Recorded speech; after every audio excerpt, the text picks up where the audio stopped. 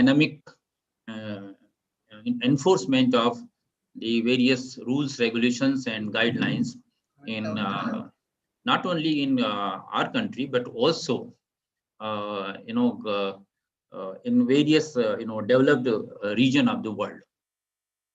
So my talk will lead you today to various kind of the regulatory challenges. See, regulation means whenever we talk about regulation, regulation is dependent on what kind of the particular research outcome is associated with that sector. So regulation should be not like very ancient time of practices should be or concept should be evolved in the overall regulation of that particular product. But in modern era of the innovation and innovation driven growth of the various geographical locations and countries, it is now urgently required that we must adopt the modern kind of techniques, analytical techniques, and various kind of innovations, so that the enforcement of the law and regulation should have the input of that particular recent technique and science advancement. So likewise, why I'm saying this, because see, whenever we talk about herbal medicine or any product which is sourced from botanical or any natural source, they have different kind of historical background. So historical background and history must be incorporated in the consideration of the regulation and distribution of these products. But at the same time, we have also to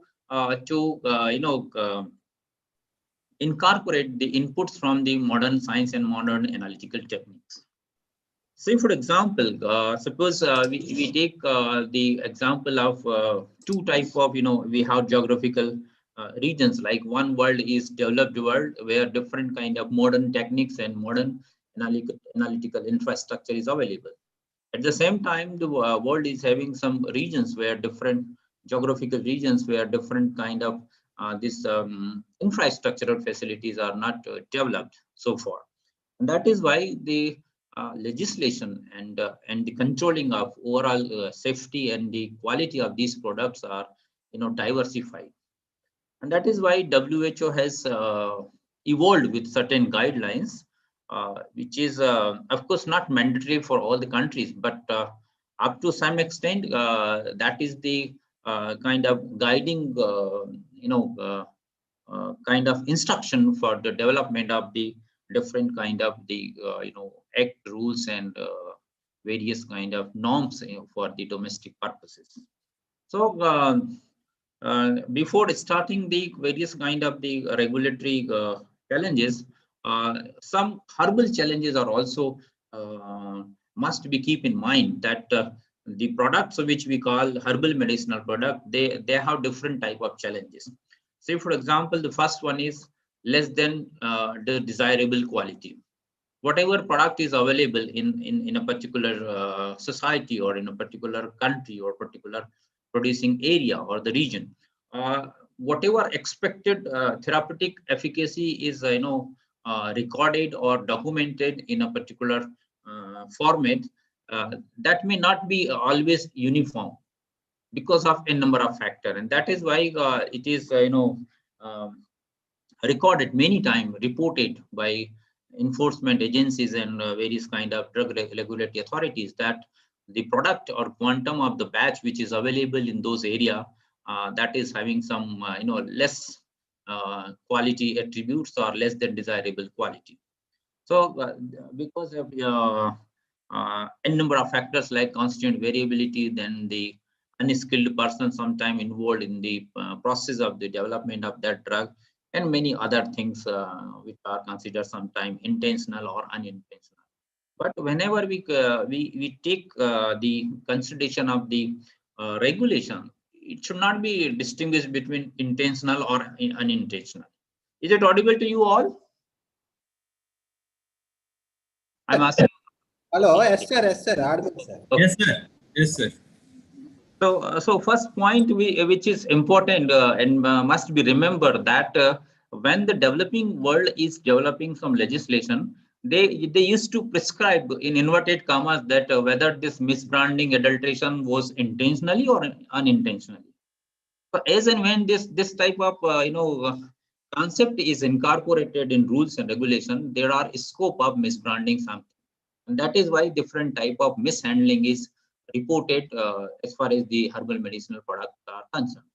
Why? Because the producer or supplier used to say that it was done, it was adulterated, but it was not done intentionally. Why they are saying unintentionally? Because there is the mention in the rules regulation, and that is why Western world and in European Union now they have removed such type of intentional and unintentional. Whatever product is in market, if it is on the name of the producer, that producer will, or the agencies or the authorities which are involved in the overall transportation and business of that product, altogether they will be responsible. And the court will decide in what way who has done that particular kind of intentional or unintentional kind of misbranding and adulteration. So likewise, it should not be like intentional or unintentional as far as the quality of product is concerned.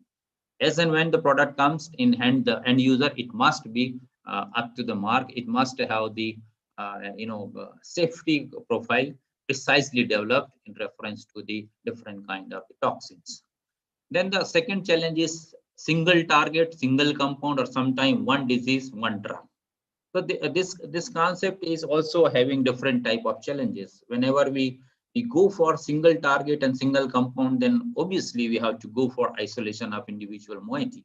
But at the same time, when we talk about the traditional inputs and the ancient system of medicine, that prefers to use some holistic kind of formulation, where need not to go for the isolation of individual component, but it must have holistic approach so that the synergies should be maintained. Or in other words, we can say that the holistic kind of formulation is having its maximum and prominent safety and the therapeutic efficacy. Of course, isolation may be considered for the standardization. Isolation may be considered for the quality check, or isolation can be considered for the purpose of the determination of the degree of adulteration of that particular product. But as far as the formulation development is concerned, it must be holistic in nature, and that is why it's preferred that use some active fractions, or sometimes some bioactivity guided fractions are used. And accordingly, the legislation is framed in various countries. And of course, these days, European Union has their precisely defined, kind of the class and different type of rules regulation, which are incorporated in different legislation guidelines of European Union. And of course, as and when the product enters to the member countries of European Union, they must follow that particular norms. I'll be discussing what kind of the challenges as far as that norms is concerned. Then the third challenge, that is multiple targets with multiple active principles. So as I told you, synergy is one of the very important concept of these products, where different type of togetherness is associated. As and when one particular constituent is isolated, its activity may be challenged, and that is why the synergy should be maintained in proper way, so that the overall effective and therapeutic significance must be achieved. And of course, holistic approach to maintain and assess the quality. That is, I just now I explained that the traditional and ethno-medicinal input must be maintained, so that the overall quality should have the inputs of that traditional information. Then ethno-medicinal inputs and its application in modern herbal medicinal product. We know that these during recent years, during past few decades, many pharmaceutical companies, they have, or herbal companies, they have launched various products in terms of the modern herbal medicinal products. But of course, whatever product they have some inputs of the ethno-medicinal importance or ethno-medicinal information. And by putting some information, the producers are getting some benefits from the legislation legislating authorities. Why? Because they are saying that they used to claim that the product is manufactured under the proprietary kind of norms. Why? Because some of the raw material or some of the processes we have involved in the formulation is having its ethno-medicinal importance. So this is one of the controversy which exists always, and that is why legislation required to be crystal clear in terms of the various kind of categories of the drugs and formulations. Then we know that chemo variety is one of the very important challenges which is associated with the herbal medicinal product, and that is why as and when one batch is or sample is collected from a particular batch in a market area or the hospital or some warehouse area, then the chemo variety plays very important role. So the product should be evaluated in such a way that the chemotype should not be degraded, or it should not be converted into another type of complexes or the molecules, so that it could not be detected directly from the whatever analytical techniques are mentioned in that particular guideline of that country. And that is why as and when some country used to put that HPLC or UV or the traditional analytical procedures are sufficient for the checkups on that particular lead molecules. But as far as the modernization and as far as the innovation is concerned, it must have some dynamism. It must have some upgradation of the analytical techniques directly related to the advanced techniques available in the society. And many developing countries, they used to quote that since we don't have the modern analytical techniques like molecular evaluation and all that, or sometimes they used to mention and quote that say for example NMR facilities or hyphenated type of LCMS and other kind of mass imaging kind of hyphenated analytical techniques are not available always, and that is why in legislation it is not suitable to incorporate for the purpose of the checkup of such type of chemo varieties. See here, chemo varieties are why I have put this chemo variety, because chemo varieties have their importance in terms of the adulteration. So as and when the product is getting spoiled, as and when the product is sometimes substituted or admixed or by any other means, if during transportation some complex or some phytoliths may be converted into degraded product, then definitely a degraded product or some kind of toxic product must be evaluated with modern kind of analytical techniques. Otherwise, if you use the traditional kind of analytical technique, there are chances that the least concentration or less concentration cannot be detected by that conventional methods. Then the next challenge is source and quality of raw material are always differing from batch to batch. So as and when we collect some material from different geographical location, weather and environmental condition, definitely the plant material and the raw material, they may have the varied concentration and diversified kind of chemo profile present in that supplied material, and it must have considered in the legislation processes. Then sustainable growth and conservation of plant species. So legislation should also be executed in such a way that the sustainable growth must be maintained in a particular geographical location, so that that plant species should not be considered as an endangered species after some years. And that is why the harvesting and overall conservation should also be paid sufficient attention for the sustainable economic growth. Then herbal products are usually a mixture of many constituents. So as and when monographs are prepared, it must have holistic in nature, and that is why metabolomics and modern techniques should be evolved for the purpose of the development of this monographs of individual herb. because sometime if we take some very ancient monograph, say for example 30 years back, the monographs were having only limited number of informations, because during those time the techniques were not that much advanced analytical techniques, and that is why uh, the people, the investigators who are involved in the process of the development of monographs, they have limited option to prepare the detailed chemo profile of that product, and that is why we must go for the modern technique, so that as much as possible the secondary metabolite should have described in a particular monograph. See, monograph means it's official. When as and when monograph is developed and adopted by the government, then the domestic government will have option to provide that precise info to the legislation agencies, and ultimately on the basis of that monograph, different type of products which are containing the product that plant is evaluated. Then in many cases, active principles are unknown, and in many cases, the active principles are very expensive. So that is why the legislation should also be made in such a way that the reference standard should be defined. It must have different type of the precise description in what way it is to be, compared, in what way the product will be evaluated.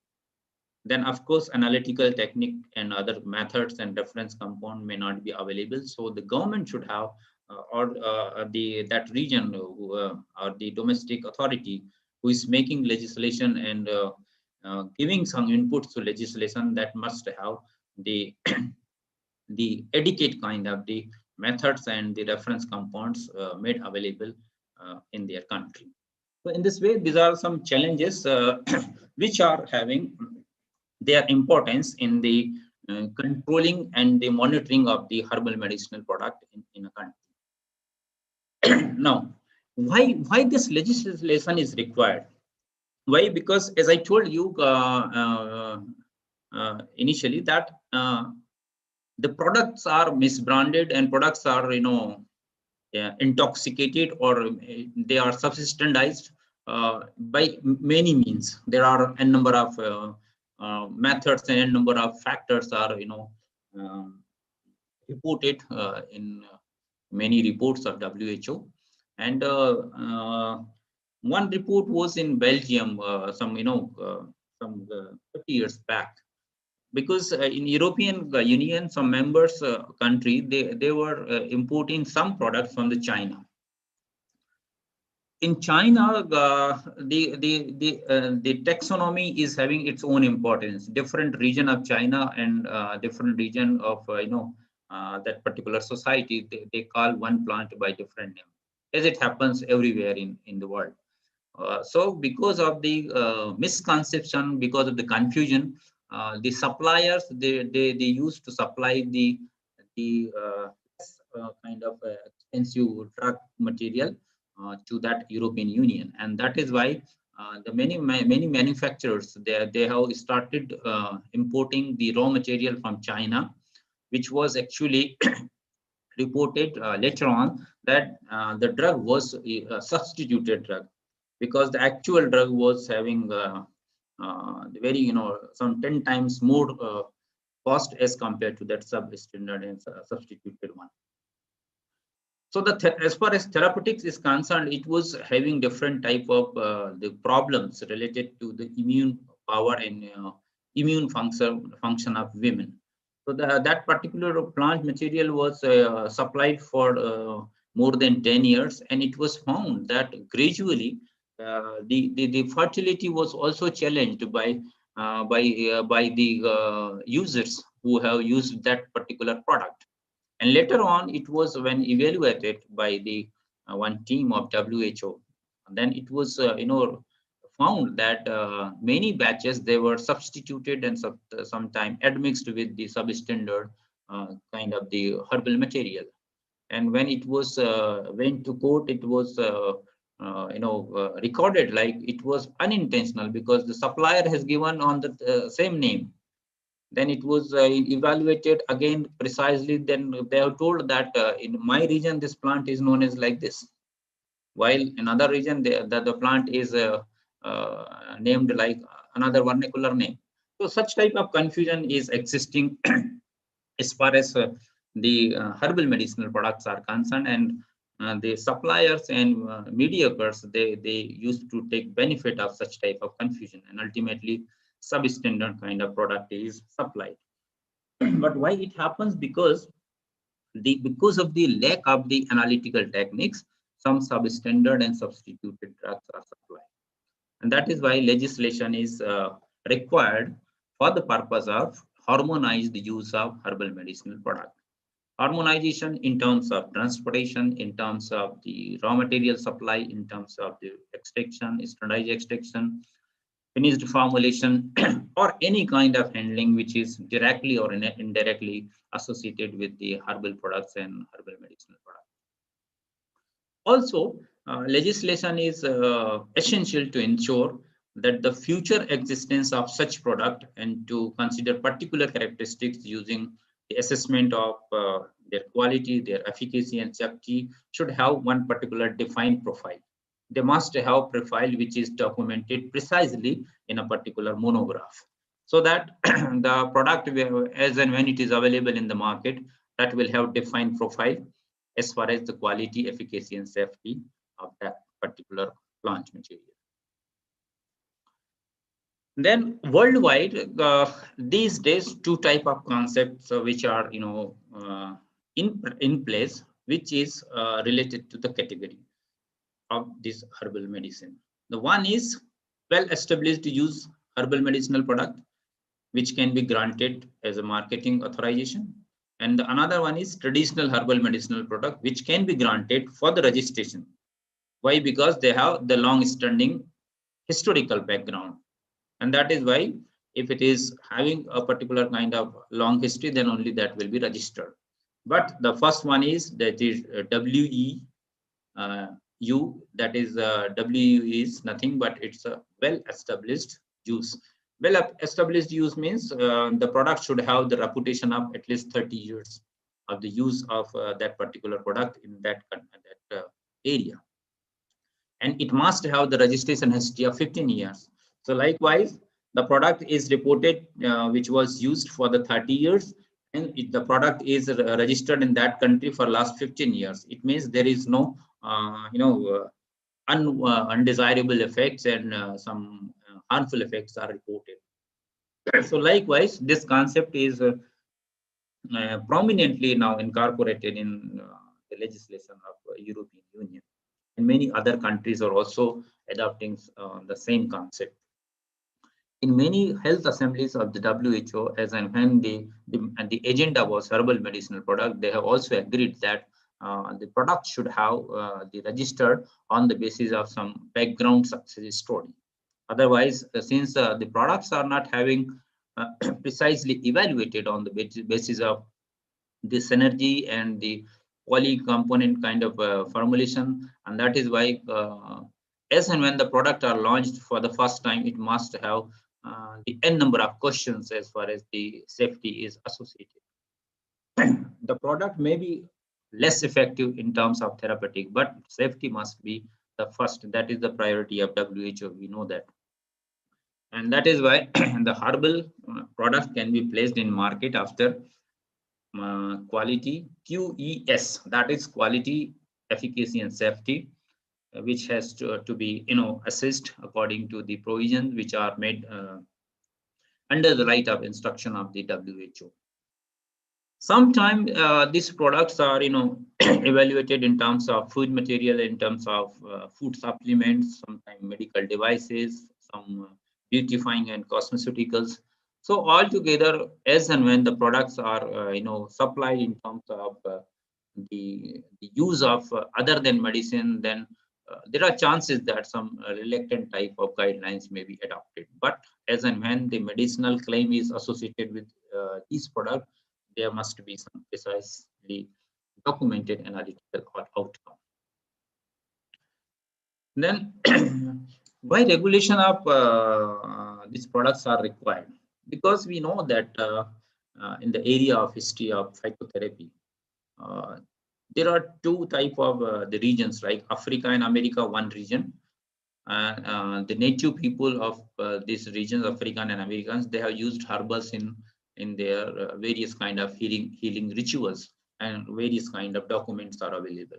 At the same time, the very ancient system of the traditional medicine in India and China, it was very famous, and that time it was developed at its the optimum level of the acceptance worldwide. So there are two type of reports were existing in those time. One is African and Americans, they were used various kind of healing material obtained from the botanicals. And at the same time, the ancient system of medicine, they also used various kind of the botanical material for the purpose of the development of medicament. So these medical system, Ayurveda and Chinese traditional medication system, they were basically started with the help of herbal therapies, and that is why worldwide the herbal therapy were adopted. And since then, the quality was the main concern of this product, and that is why as and when these products were prepared by individual hakims, while they are any herbal practitioner, the main concern was in mind of the end users and common community is the person is maintaining quality, and that is why this is the art, and this is the kind of the skill which is having with that individual supplier. So likewise, since ancient time, this quality concern was associated with the herbal products. In Europe, see, in 15th and 16th century, there were very some documents were available, which were in Greek and Latin languages. But later on, they have translated into English and German. And I have mentioned some of the contributors who have made a wonderful and remarkable contribution for the purpose of these Latin documents. And then only because of the availability of this document were preserved in big way, and ultimately the world has aware with the potentials of these particular products. And then different type of monitoring processes and quality processes were started with the help of modern administration. So the modern society, they have a long history of using this type of product, but the analyzed product and the analytical kind of the domain was associated during the early 19th century, when the chemical analysis became available for the first time, and the scientist world, they have started to extract the plant material, then they modified it, and then sometimes they tried to find out active ingredients from these botanicals. So in this way, the modern legislation, which was analytical driven development in the path of the herbal medicinal product, which was evolved in early 19th century. Then we know that the herbal products and its safety is the most important. And that is why they are obtained by various processes, like the plant which is organized drug is transformed into the unorganized drug, where some extraction and distillation, fractionation, purification, and so many other processes or chromatographic processes are carried out. And during this whole process, the product may be substandardized, or sometime product may have got intoxication also. So it must have recorded, and it must have done in the prescribed manner, so that the shadow record of all these processes are available with the producer. So these products are mainly marketed and regulated as medicinal product, and that is why this shadow record is nothing but as and when we process, we proceed for the formulation or the for the extraction or whatever, each and every point should be recorded in a prescribed register or prescribed record. And that what we are doing, that is must be recorded, and that is the shadow record. So just like election commission, they require shadow record of the polling process. It means as and when you are doing, each and every step must be recorded. Likewise, the legislation used to say that legislation requires, or modern legislation required, that the shadow records must be maintained in a precise way, and the enforcement of this maintaining should be checked periodically. So, with respect to, is it clear what I'm saying? Is it audible, you all?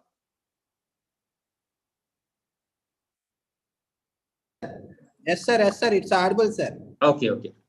So, see, because of the herbal medicinal products, since I am from herbal medicine, may I know how many of you are belonging to directly or indirectly the herbal products and all that?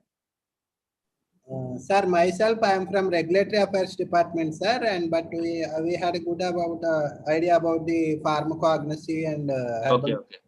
I think participants are also having some background of the herbal medicine. Is it so, sir? Yes, sir. I'll ask the participants, sir. Participants, anyone is associated with herbal medicinal products? Hello. Hello. Maybe nobody is associated, sir. Okay, okay. So I have to explain each and everything. Then, because with respect to safety and efficacy of this product, there are different approaches have been followed for the development of the monographs on a particular product. And monograph, as I told you, monographs is nothing but when the document is officially declared, that is incorporated in various pharmacopoeia, like for herbal medicinal product, we have British Herbal Pharmacopoeia, World Health Organization kind of monographs are there. Then European Scientific Cooperation on Phytotherapy monographs are there. Indian Pharmacopoeia as well, we have different number of monographs, starting way back in first edition of the IP. Since then, gradually we have increased the incorporation of these herbal monographs. Then we have Ayurvedic Pharmacopoeia of India also, where we get various kind of Ayurvedic monographs. Then among the most important, German Commission. That is German Commission is which is developing some monographs which are developed on the basis of member countries of the European Union, because herbal is mostly investigated in German region in European Union. That is why German Commission has remarkably contributed for the development of herbal monograph. When we see in our case, like herbal monograph in India, in Indian Pharmacopoeia, you can see here that they starting from 1985, where only 44 monographs were incorporated, and till 2018, it's 165.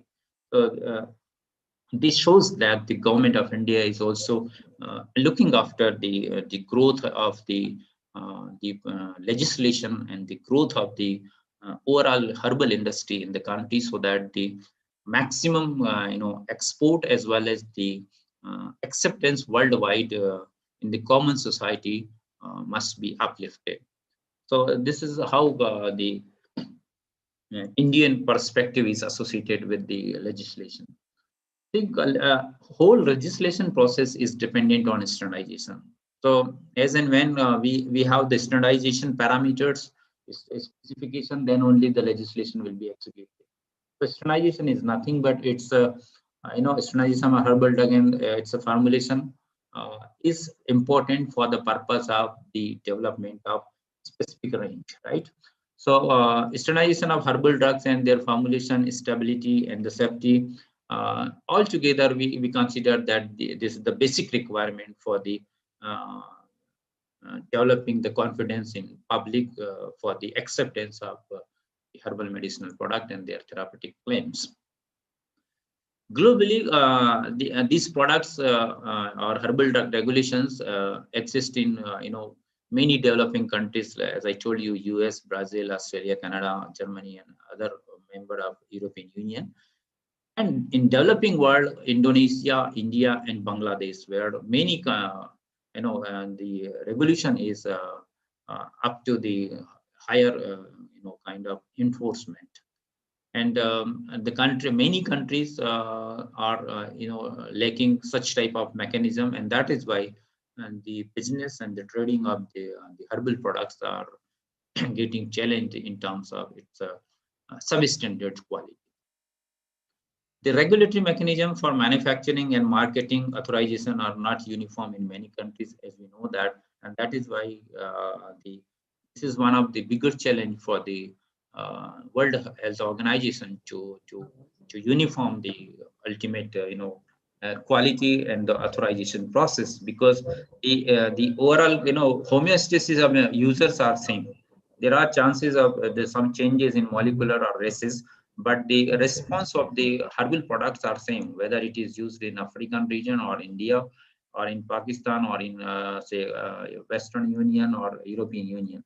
The body response will be almost same. So why this the range of the acceptance of the toxins and the authorization should be changed or diversified, and that is why the WHO is trying to uniform the process of this particular regulatory mechanism.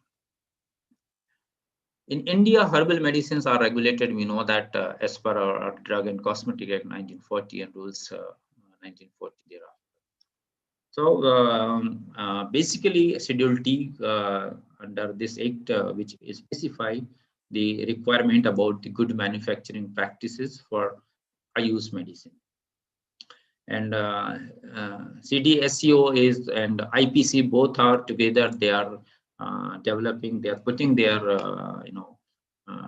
remarkable efforts for the purpose of both the process. One is approval process, which is by CDSCO, and development of monograph that is being done by IPC, that is Indian Pharmacopoeial Commission. So likewise in India, well-structured setup is there, and that is why the gradually India is now becoming the leader of herbal exporter. The central government, after consultation with DTAP, that is, we know that Drugs Technical Advisory Board, which is very important board, which gives inputs on the various kind of the challenges associated with herbal drugs. And then there are some rules which describes various kind of requirement for the marketing, warehousing, and the manufacturing of the product.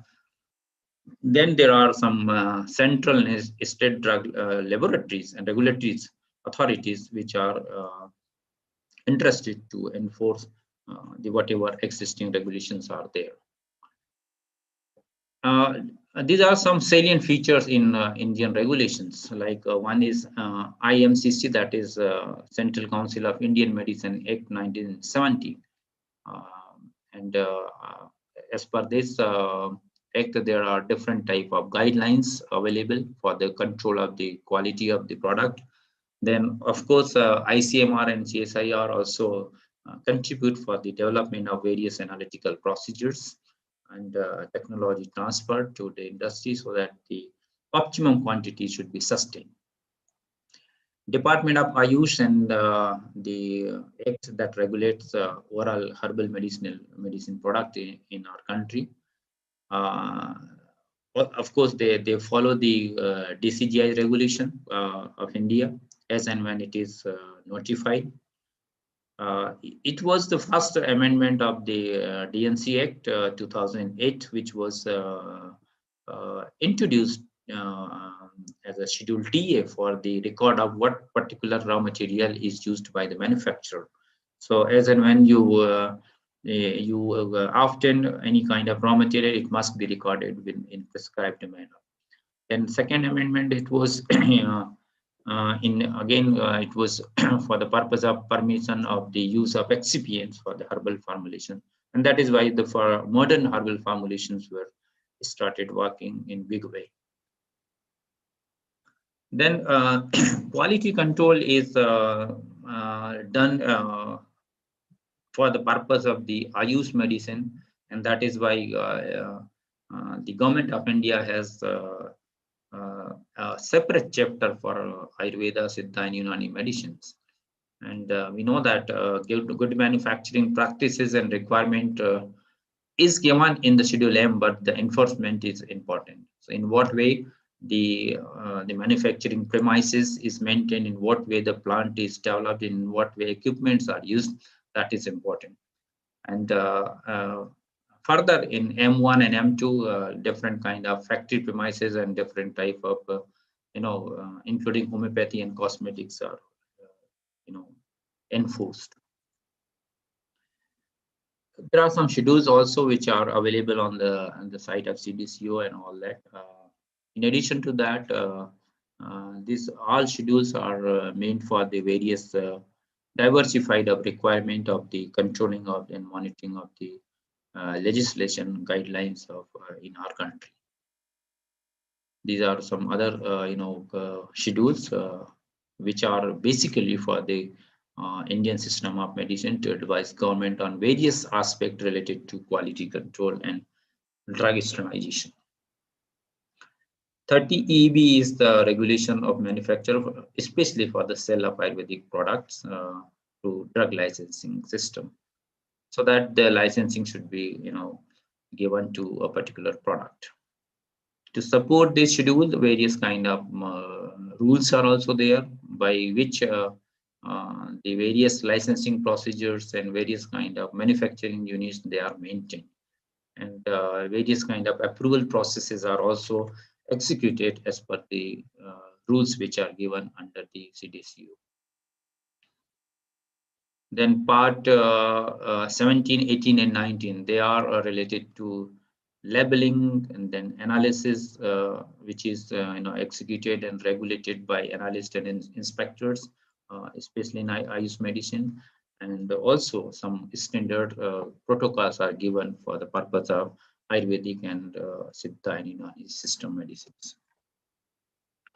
So this is how India is having its setup, and in our country we have a national policy on the medicine and the homeopathy 2002, and to this it is stated that large number of units are there in our country, where some larger manufacturer, small manufacturer, medium, small, then some tiny sector is also there.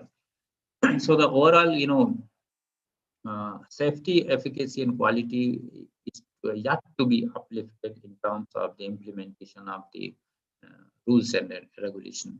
And that is why, up to some extent, in Ayush setup, the rules regulations are reluctant because of the diversity of the manufacturers in our country. And that is why these medicines and the Ayush formulations are yet to be developed in terms of the modern pharmacopoeial standards.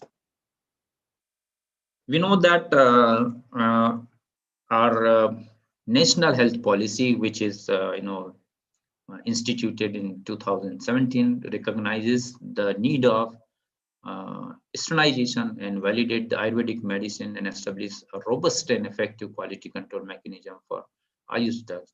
It means the government has adopted that the ancient system of medicine can contribute in big way for the purpose of upliftment of the health of the common people of the country.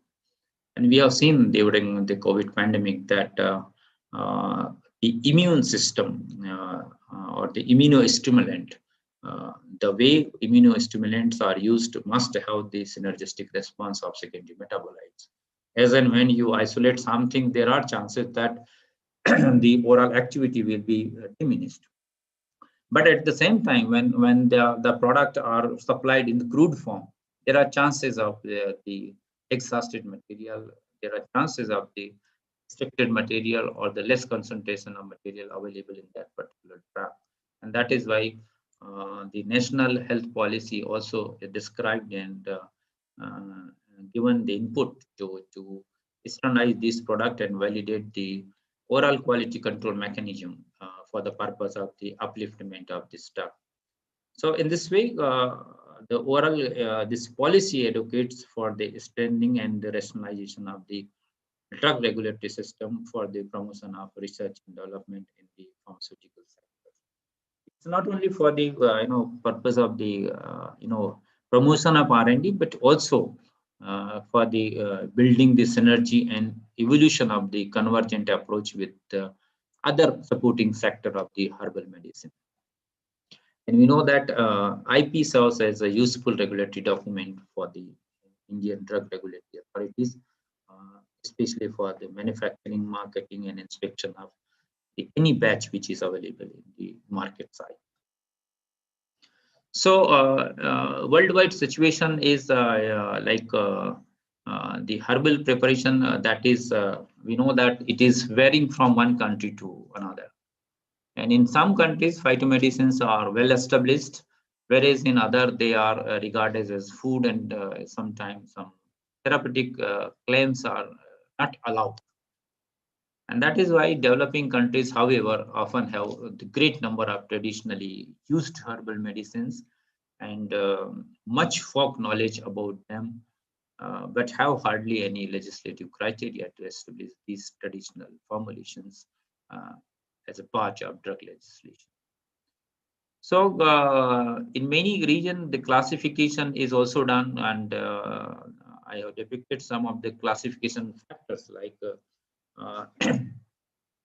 the regulatory system should include like description of the pharmacopoeia, monograph, and prescription status, in what way prescription is regulated as and when they are containing herbal products, then in what way the claim of therapeutic effect is existing in those domestic region, say for using different type of newspapers, televisions, and other kind of pamphlets and advertising modes. The claim should have controlled with help of legislation. Then schedule, in what way schedule and regulated kind of informations are available in terms of ingredients and substances used for the product, and of course the duration of the period of the use of that particular product. So these are some factors which applied for the maintenance of the dynamism of or the periodic upgradation of the legislation of herbal medicine. Some countries draw a distinction between officially approved products and officially recognized. So this is the one of the trend. Some country they used to approve the first thing, as and when the product is approved, that is eligible for export and for the purpose of the use in the national health programs and all that. And some product they are considered as a officially recognized product, but they are not approved at all. So as and when the product is attaining the approved status, the product will be capable and eligible for the purpose of the product can be marketed without scientific assessment by the authority. So this is the way, these are the trends of the legislation worldwide. There are certain approaches which are adopted by the legislation agencies, and sometimes all or sometimes some of these approaches are fall into the development process, like same regulatory requirement for all products, but sometimes some country they used to develop regulatory requirement for botanicals separate, then food separately, then for medicaments separately, and for some functional products separately. So likewise, different type of the regulatory requirements are developed. In some regions, the same regulatory requirement for all product with certain type of evidences, like as and when the formulation and the herbal product will be registered, there must be some support document of the ethnic inputs. So such type of requirements are incorporated by many countries. Then exemption from all regulatory requirement for all herbal medicines. It is also one of the big challenge in the process of legislation. Up to what extent exemptions are given? Then exemptions from all regulatory requirement for herbal medicine concerning legislation or marketing authorities. So exemption, some drugs or formulation exempted from the traditional kind of inputs, as and when traditional history is associated, the exemption is given. And the next exemption may be given for the registration and the marketing and all that. And then just a moment, I have to. Okay. Then herbal medicines subject to all regulatory requirements. These are the some approaches. Then traditional medicine subject to regulatory requirement concerning registration and all that. So in this way, different type of approaches are adopted by various countries. But the approach by the WHO is the supreme. Like whatever initiative is put forward by World Health Organization is adopted by almost all the member countries. And WHO has revolutionary, during its World Health Assembly, adopted a number of resolutions, like drawing attention to fact that large section of the population in many developing countries are, relying on the traditional medicine, and that it's a kind of, the factual thing which is existing worldwide, and that is why it should not be ignored that the herbal products should not be products should have the optimum emphasis must be given in the process of the control of the medicament and legislation in that country. In response to the request from the member states of the WHO, they have started one traditional medicine program during 81 and 90. So what happened during that particular program, various monographs were given emphasis to develop with the help of the modern analytical techniques on primary basis. And that is why most of countries, in addition to WHO itself, they have developed monographs, and on the basis of that monograph, now export and import is executed across the world. So in this way, these monographs, usually there are two type of parts. Like part one consists of the summaries of the botanical details, characteristics, and various kind of chemical constituents, and quality control of the plant for which the monograph is developed. And the part second is must have different type of the bioactivity, like summaries of the clinical applications, clinical reports, then the pharmacology, then different type of posology, possible contraindications, precautions, and different type of adverse reaction. So part one and part two is important part in terms of botanical aspect and the herbal aspect, and another one is bioactivity aspect. As we know that the world is looking after the Asian region. Why? Because Asian region has abundant species of medicinal and aromatic plants, as well as traditional potentials. The Indian and China, these are the two countries who have made the use of medicinal plants to cure ailments for thousands of years. And that is why, according to WHO, the goal of health for all cannot be achieved without this herbal medicinal product. It means the legislation or worldwide legislation should consider both the region for the purpose of the sustainable development goals. So as and when the supply of the raw material is concerned, as and when the larger amount of the raw material will be required for the manufacture of the herbal product at any nook and corner of the world, there will be some dependency on this Asian region. We know that by 2050, the product or the international market will be 5 trillion, and it is indicated by many economic reporters and economic organizations. It means the production, consumption, and the domestic and international trade in medicinal plant and herbal products will be growing in significant rate. And as and when the growth is, at its optimum level, definitely the legislation requires to put its optimum, and the significant kind of emphasis must be given.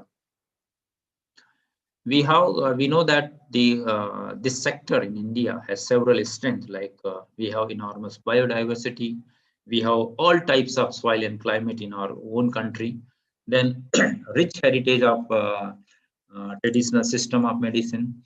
In addition to that, we have this strong research base and development laboratories.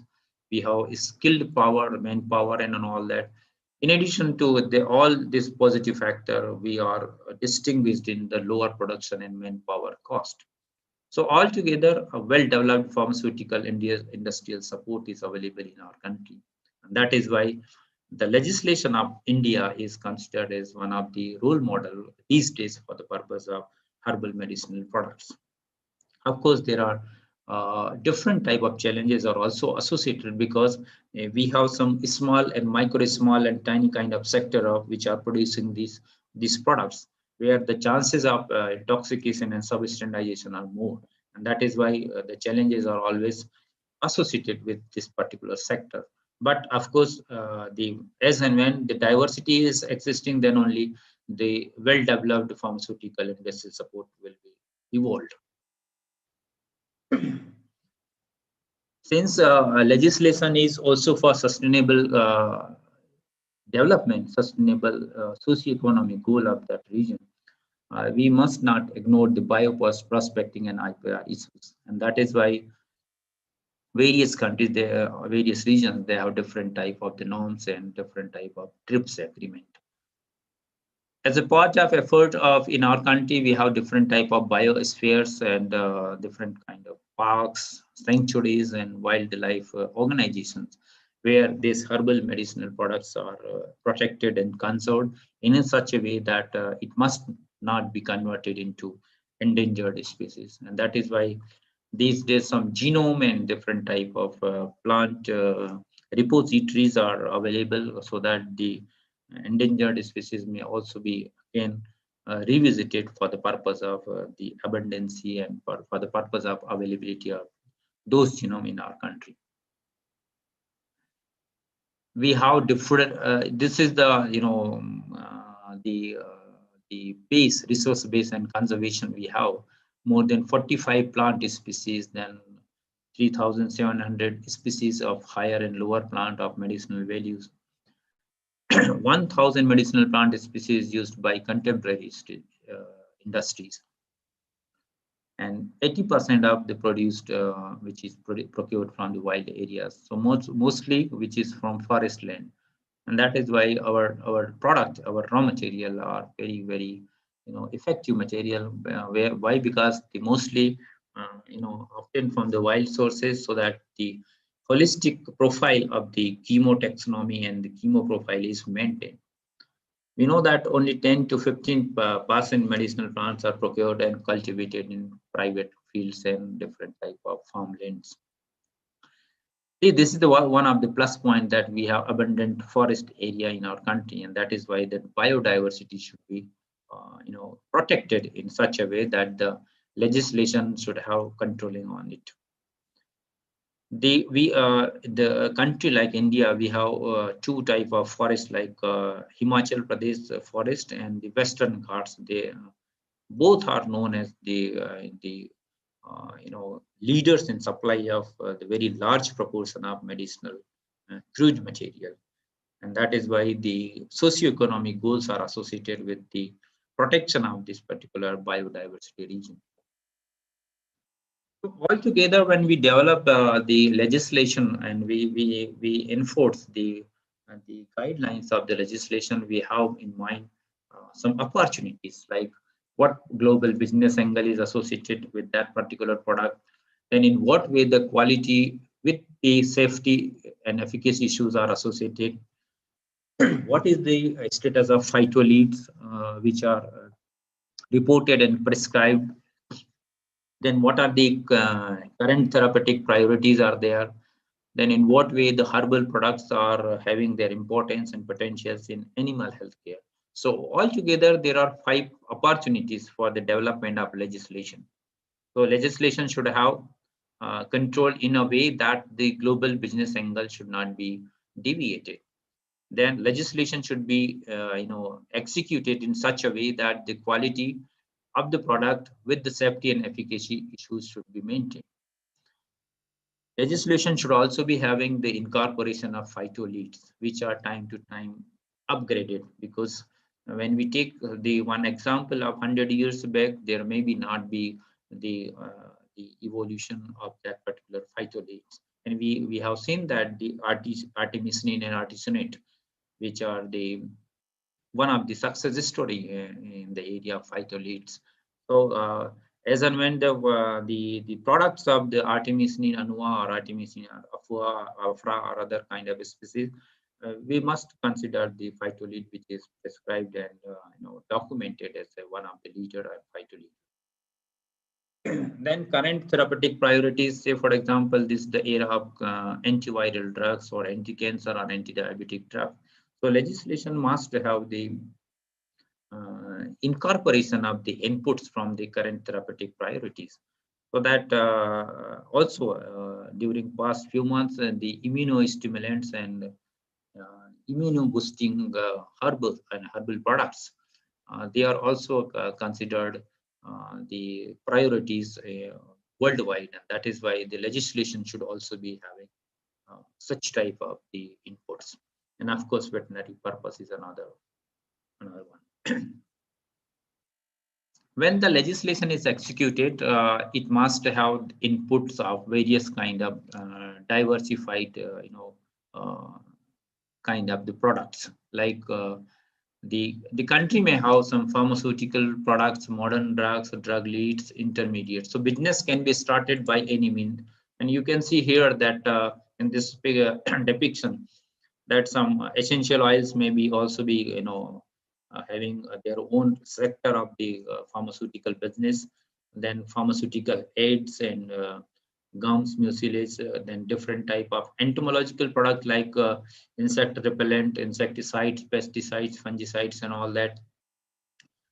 Then there are some functional products like nutraceuticals, functional foods, functional beverages, then functional supplements. So altogether, there is one diversified type of the opportunities are available for the legislation, and it must have the inputs on the potentials of the diversified products available in those areas. This is how the export potential are existing in our country, and starting from financial fiscal year 2015 up to 2019, you can see that the export value is increasing, and because of the potentials of the export value, the herbal industry should have explored in terms of its quality. So altogether, we can say that the legislation is required for the purpose of the drug product or the herbal product must be safe and effective. And before effective, it must be safe. And that is why the toxins and different type of secondary metabolites should be evaluated.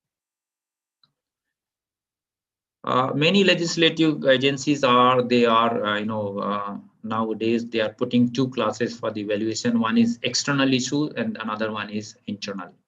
So what happens? External issues, various kind of means issues which may affect the product, which may affect the herbs, which may affect the overall finished formulation, which are coming from externally, like toxic metals, pesticide residues, microbes, adulteration, and different type of misidentification also. Here we must consider that misidentification is also one of the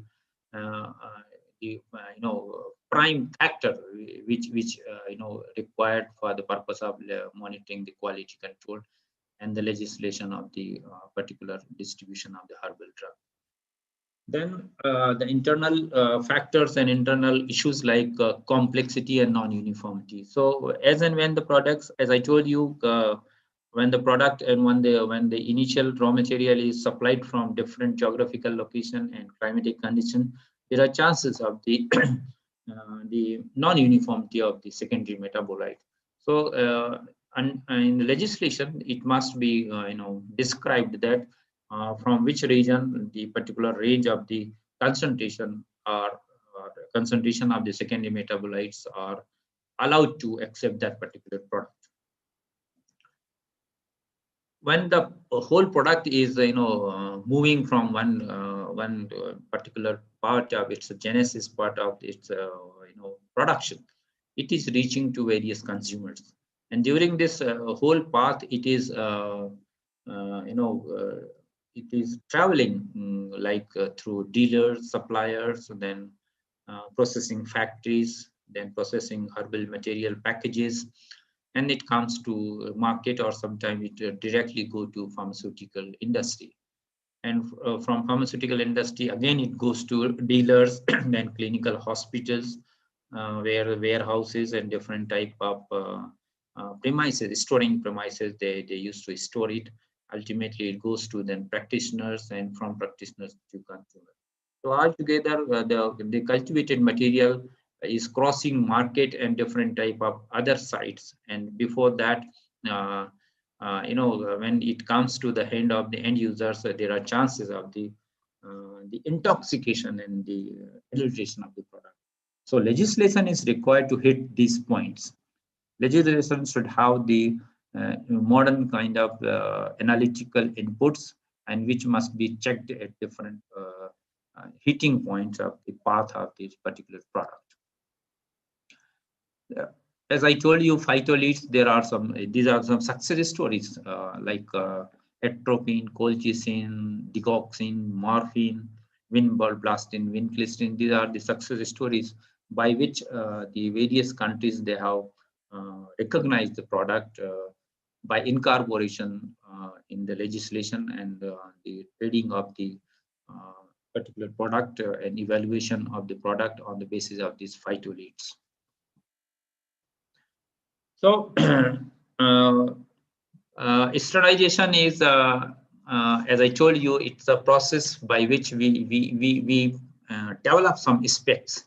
We develop some technical standards on which the producer, users, and the common committee on behalf of the government and all stakeholders are agreeing.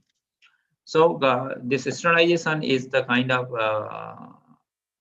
a set of quality characteristic which is exhibited by a particular herbal product. That is why it must be considered as a tool of quality control process.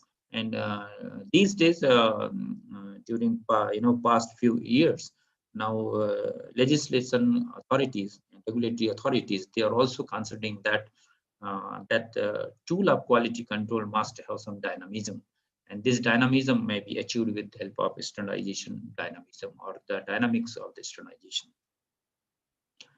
APSA attributes are, we considered in our council, we have International Council for Medicinal and Aromatic Plants, where our APSA attributes, APSA are nothing but authentication, purity, safety, and assay. It must have evaluated with the modern analytical techniques, right?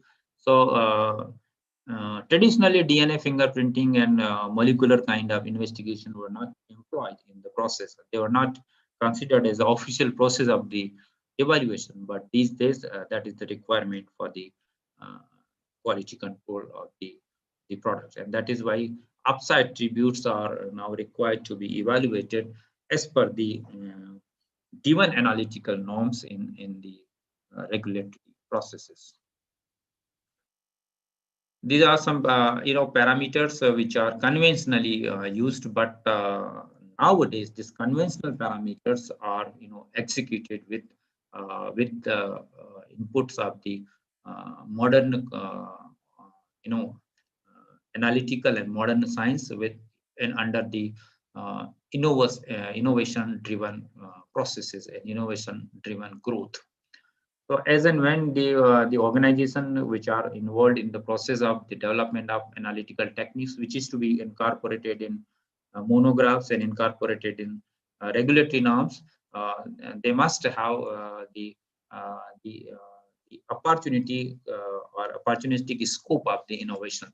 So, say for example, various organization or regulatory organization, they have tie up with analytical uh, laboratories, and they used to develop some processes, and ultimately on the basis of their research outcome, these days various regulatory organizations, they are putting their efforts. In European Union, one of the pharmacognostic science who is from Barcelona University, now he's putting various kind of innovations, and I have visited their laboratories and all that, and we have found that during past 5 years they have remarkably, contributed for the overall regulatory requirement of the herbal product in terms of the quality analytical techniques. So they have incorporated metabolomics, they have incorporated genomics, proteomics, and they have developed many kind of computer-aided drug designing and all that. So all kind of inputs are there inside the scope of improvement of this product. So in this way, these are the parameters which are considered as the conventional parameters, but they are executed in modern way. Say for example, if we say that we have to identify something, we can identify the plant species in conventional way, but when we identify the plant material with the help of fingerprinting, with the help of other modern technique, then definitely it will minimize the chances of confusion and controversies. So these are the some of the uh, processes and the procedures which are used for the analysis of the uh, different herbal formulations.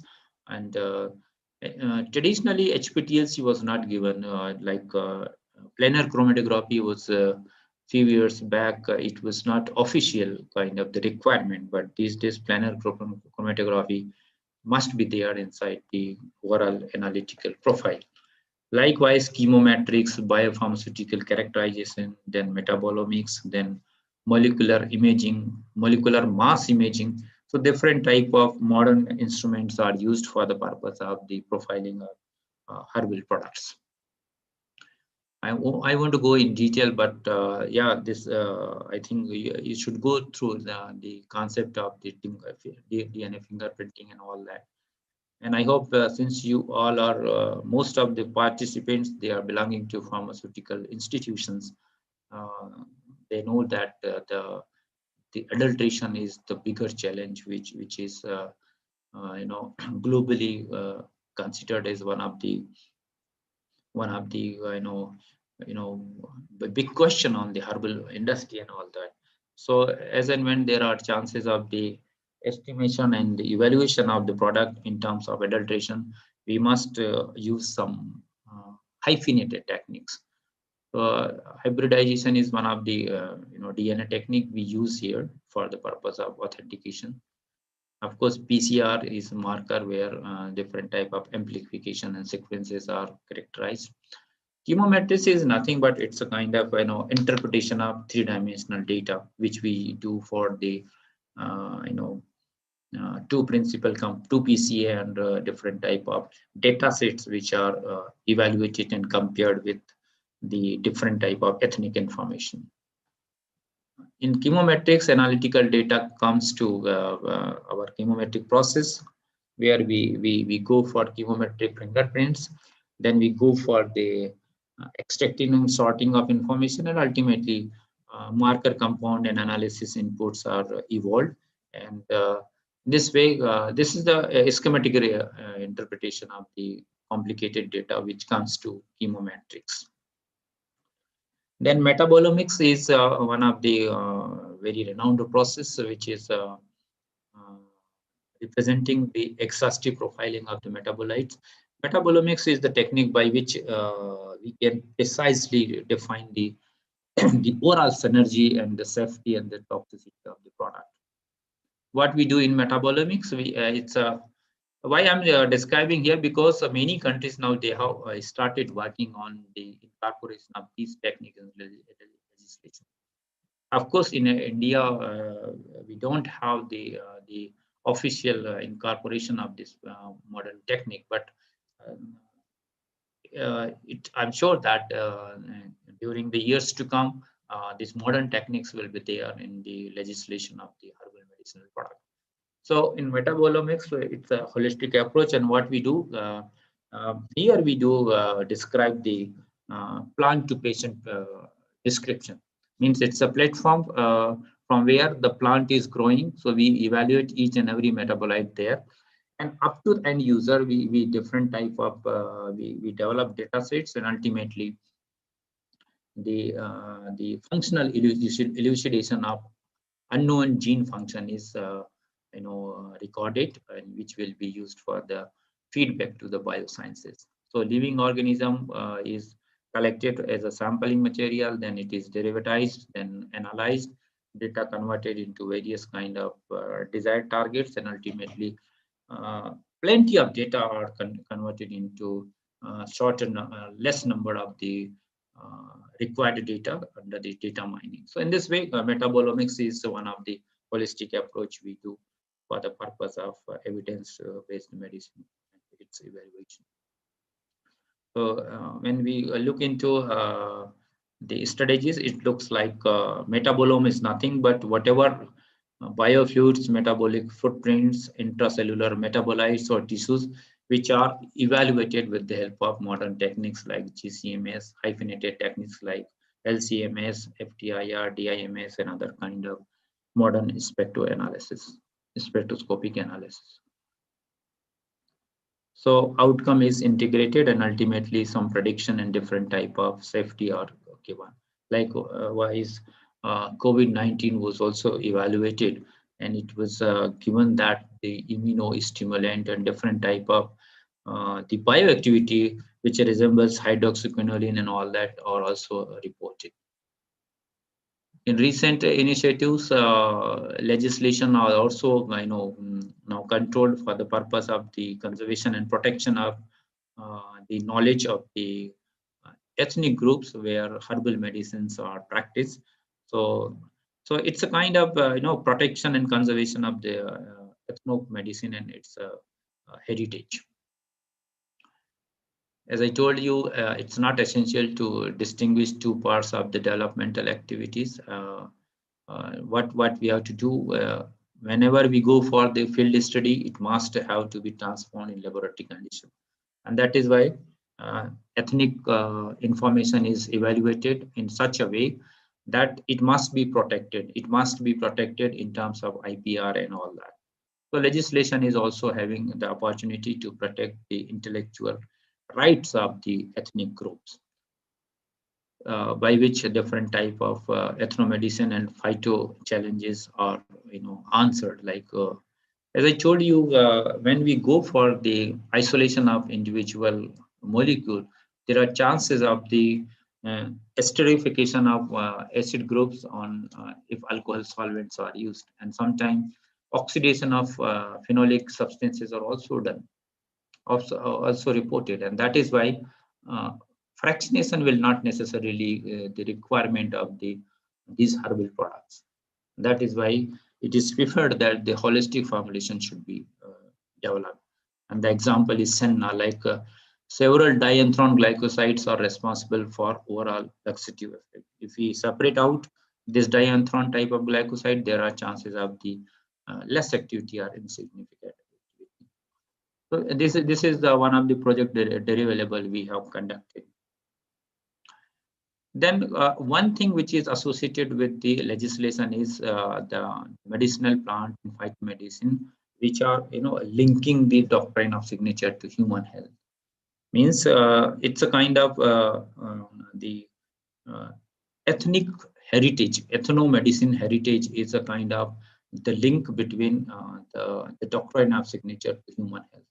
Doctrine of signature is nothing but some symptoms are there which resembles the overall shape of that particular plant. So carrot looks like eyes, avocados, then these walnuts and kidney beans.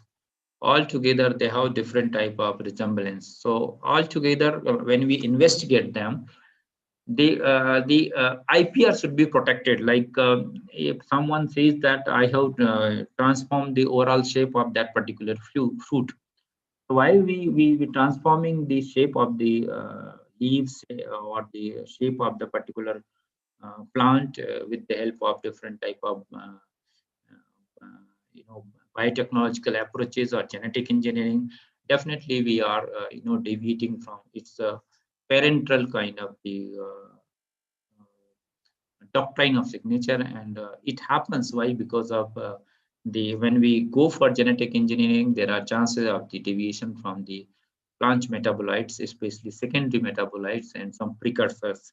So when these precursors and secondary metabolites are getting deviated from its biosynthetic pathway, the overall synergy and overall bioactivity is getting diminished. And that is why this is one of the factors, doctrine of signature, it must also be maintained. If I'm saying that button mushroom, it looks like this button mushroom, then only this will be having the activity to recover the problem of the ear capabilities and the ear problem.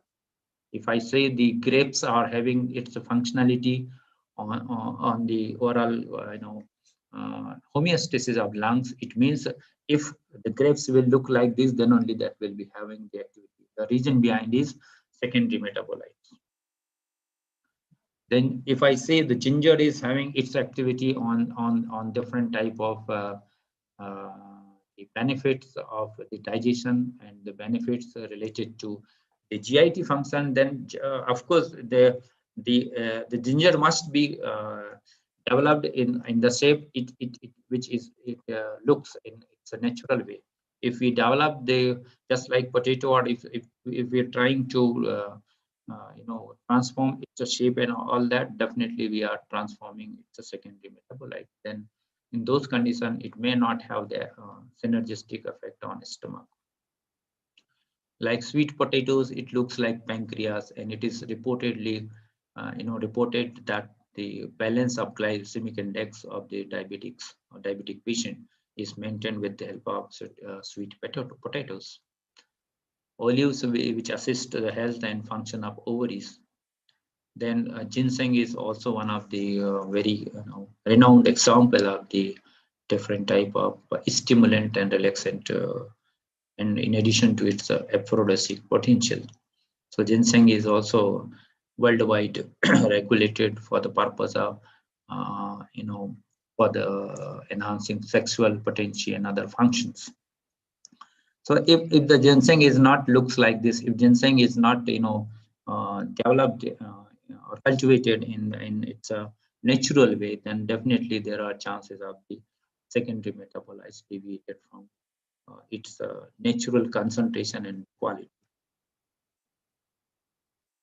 Then we know that the worldwide the herbal medicinal plants or herbs, they attract the attention of the world community towards their potential for the current priority of the therapeutics.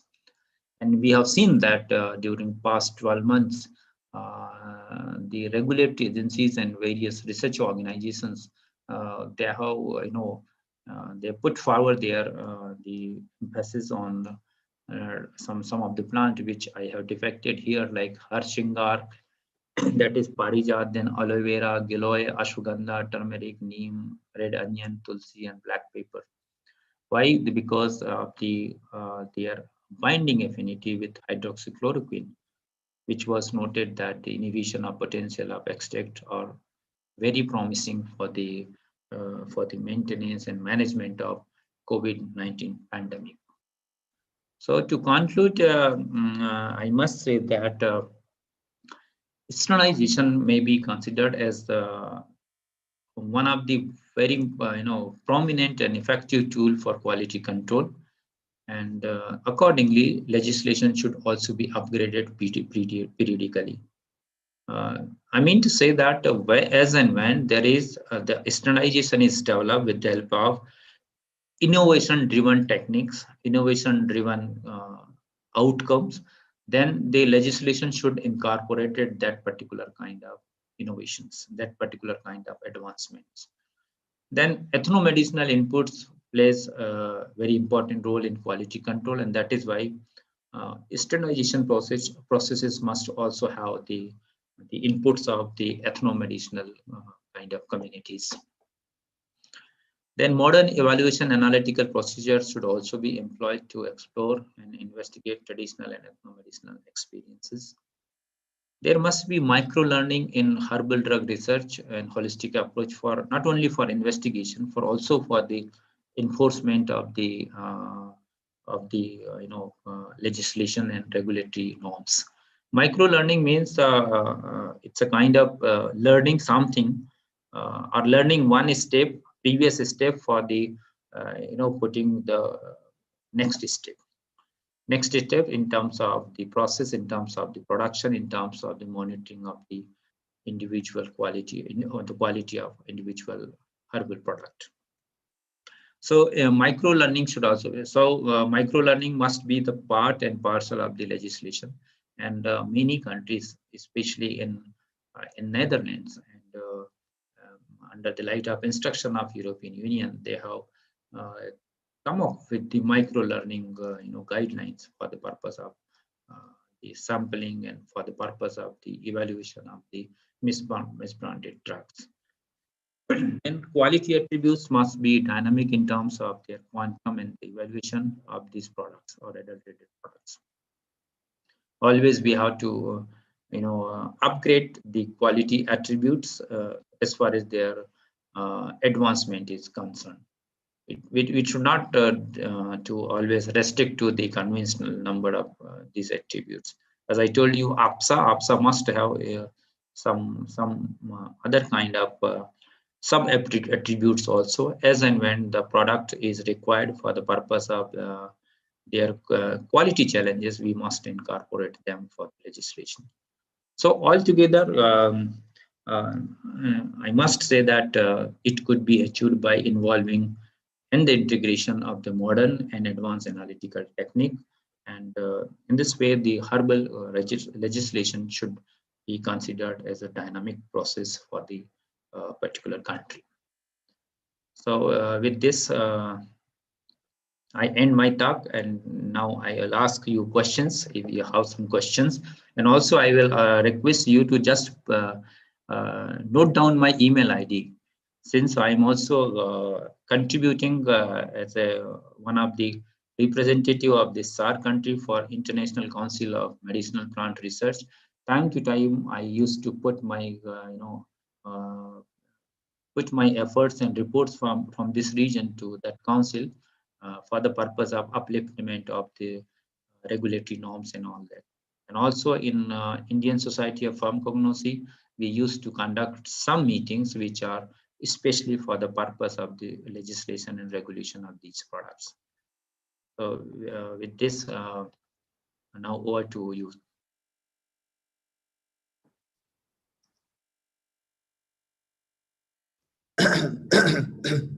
Namaste, sir. Actually, we have a very session, and we very updated knowledge regarding the metabolomics and everything.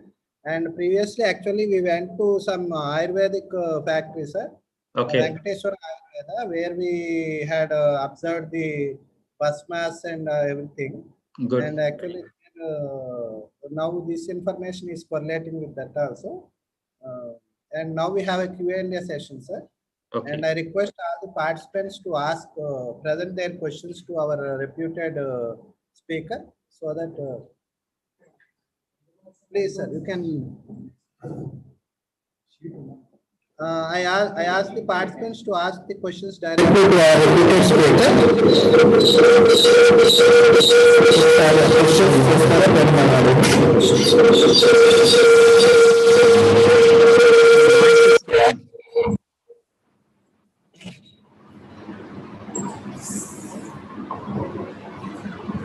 Actually, we had a very good session, sir. We updated regarding the harmonization, and also what is this herbal products, everything, sir, and very good session, sir. And actually, we got 2 or 3 questions also, sir. I'll just tell this question, sir. A question. Here, question number 1 is, though the herbal medications are having significant role in controlling chronic diseases, still people are running behind chemical medications though the chemical medications are harmful, having harmful effects on on our bodies. Can you repeat, please? I could not get the first part of question. Though the herbal medications are having significant role in controlling various chronic diseases, yes, people are behind chemical medications which are having harmful effects on the body. See, traditionally it is said that the herbal medicines are safe. There is no side effect. But as far as the modern science and analytics is concerned, as and when the product is having bioactivity, it may have different type of some undesirable effect also. So, if one plant is reputed for the chronic disorder management, when it was reported for the chronic disorder management, maybe for some 50 years back, the environment condition, the soil condition, the overall weather condition for the production during those time, 50 years back, it was entirely different available for the production of that particular plant. So if we are say for example, I'm saying one plant, say ginkgo biloba. If ginkgo biloba is cultivated 50 years ago in one farmland, and now it is cultivated on that particular urban area, there are chances that the chemotype and the secondary metabolites and overall the chemo profile will be deviated.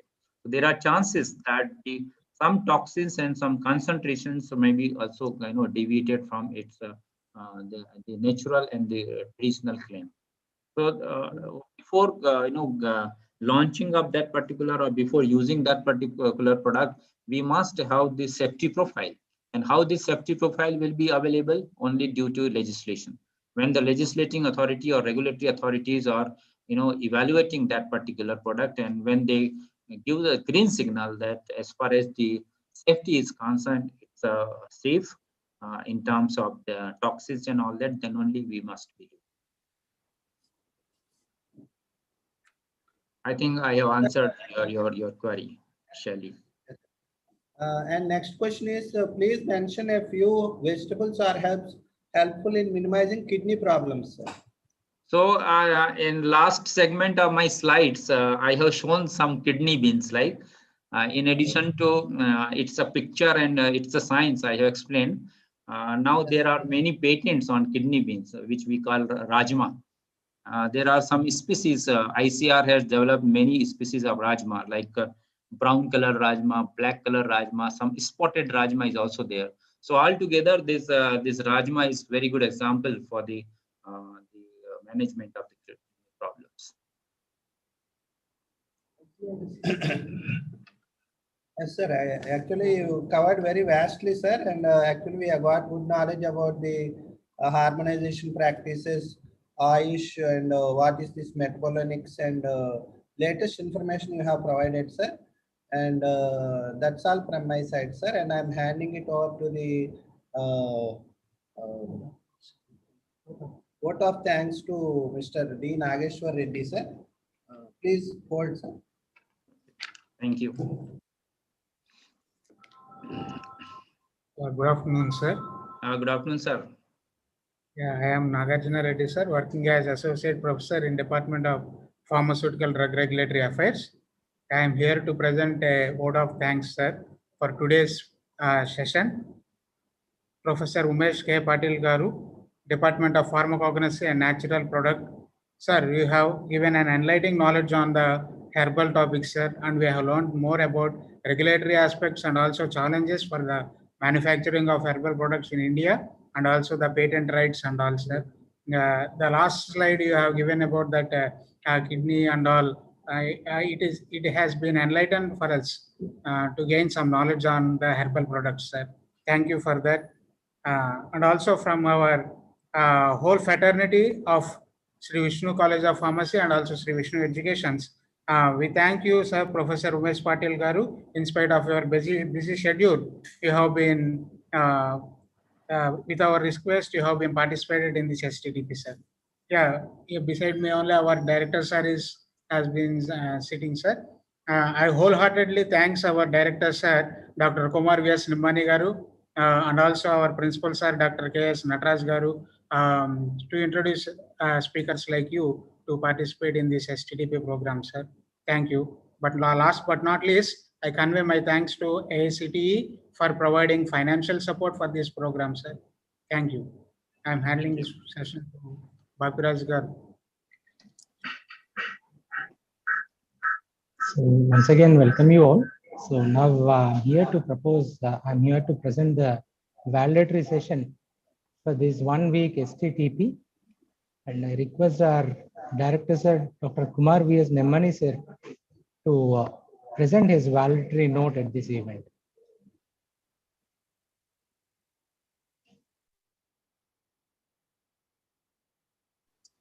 Good afternoon to everybody.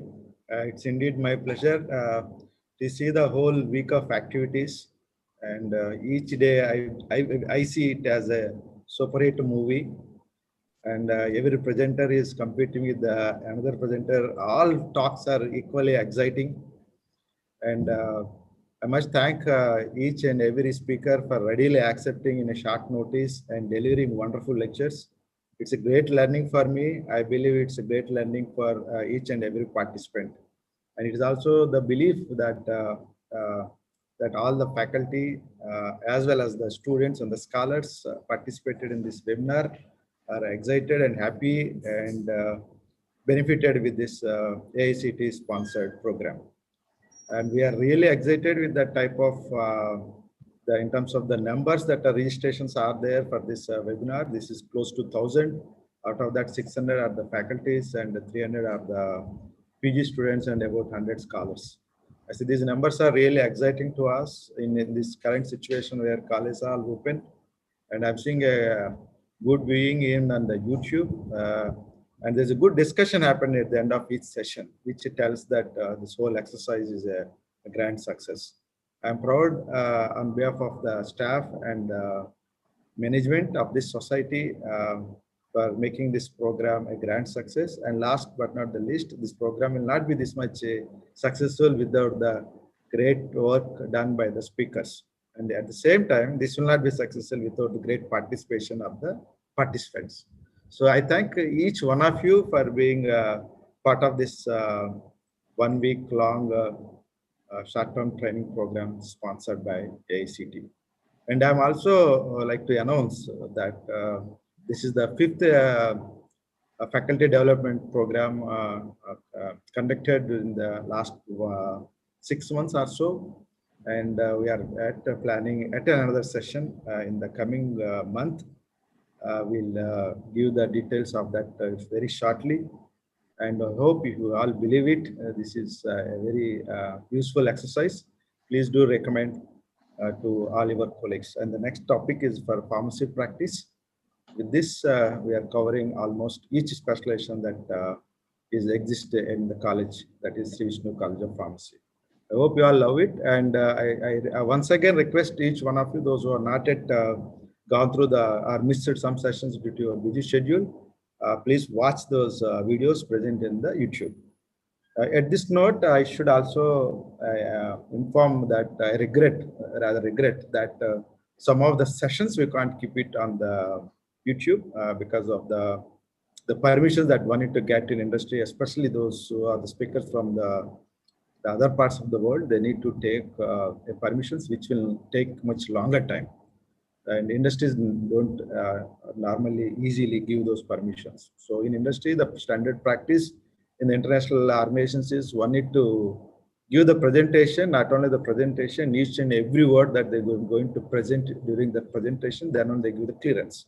So that's not an easy task. With that in mind, some of the presentations are not available on the YouTube. Otherwise, most of the presenters are in YouTube, and most of the presenters are indeed has given a word that even after going through YouTube, if you have any question, you can still contact them directly, or we'll also you can contact our coordinators, and we'll facilitate that your answers will be answered in due course. And I'm very happy that Dr. Umesh Patil has taken a great lecture today. And I came to know that Sir has done postdoc from Dr. Om Perumal, who is the inaugural presenter of this session. So it's like, I see many gurus and many sishyas in this. Even I'm a sishya of many of the speakers of this session, this program. I think it's a great learning, and I wish that this exercise will continue in future and with your active participation. So thank you all. Thank you. So thank you for that nice words, sir. So now I request our principal, sir, Dr. K.S. Nataraj, sir, to provide his valedictory note. Thank you, Dr. Bapraju, and good afternoon to everybody. I take the opportunity, the AICT and Sri Vishnu College of Pharmacy for supporting this event, the STTP program entitled Advances in Pharmaceutical Formulations and Regulatory Pathways Globally for Small Molecules, Medical Devices, and Biologics.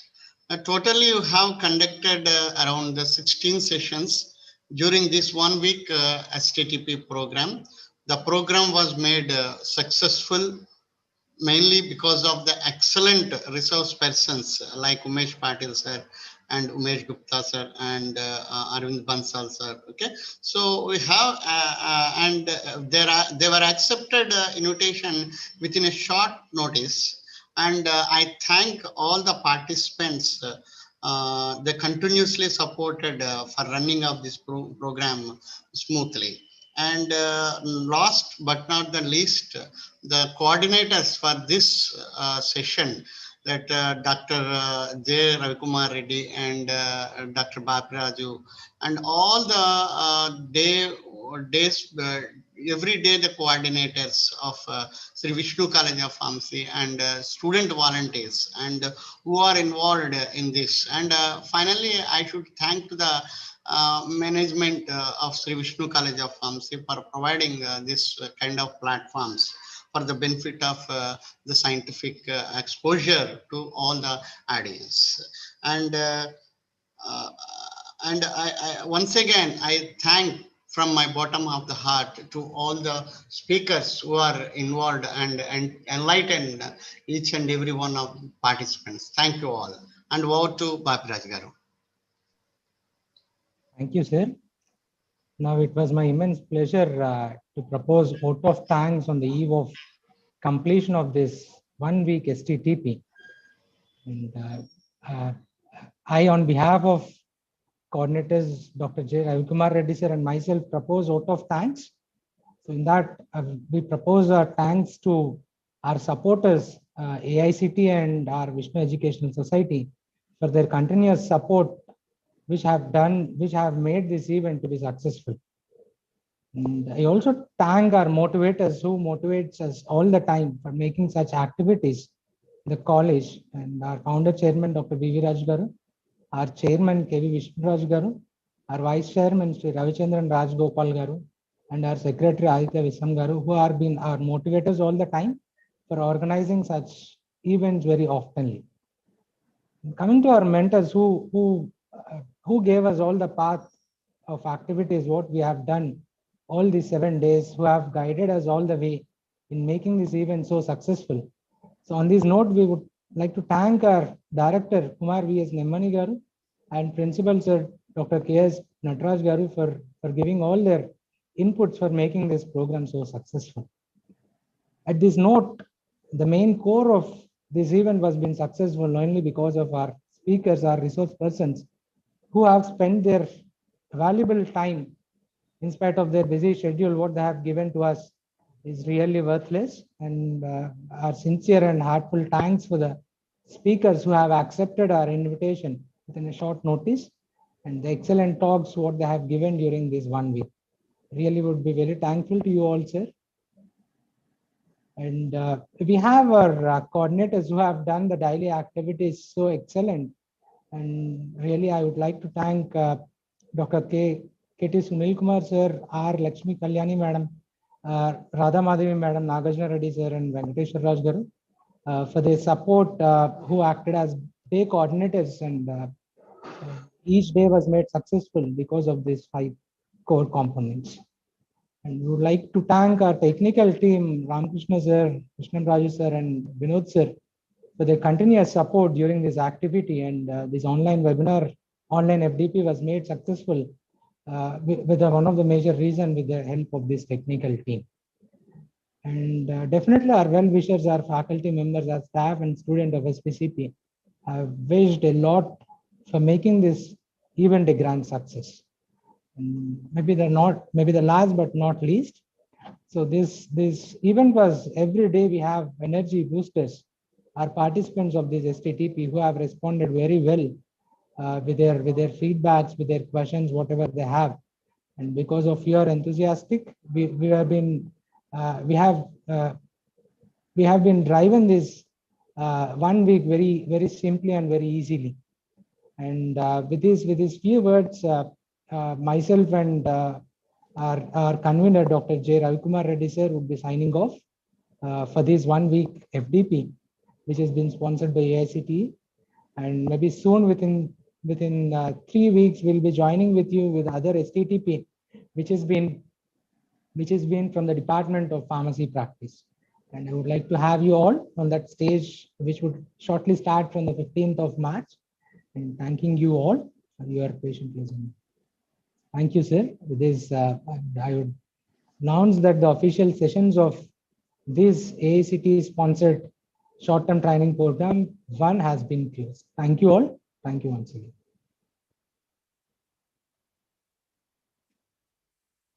Thank you, sir. Thank you all. Thank you. Thank you, sir. Thank you. Thank you, sir, Umesh Patil. Sir, thank you, sir.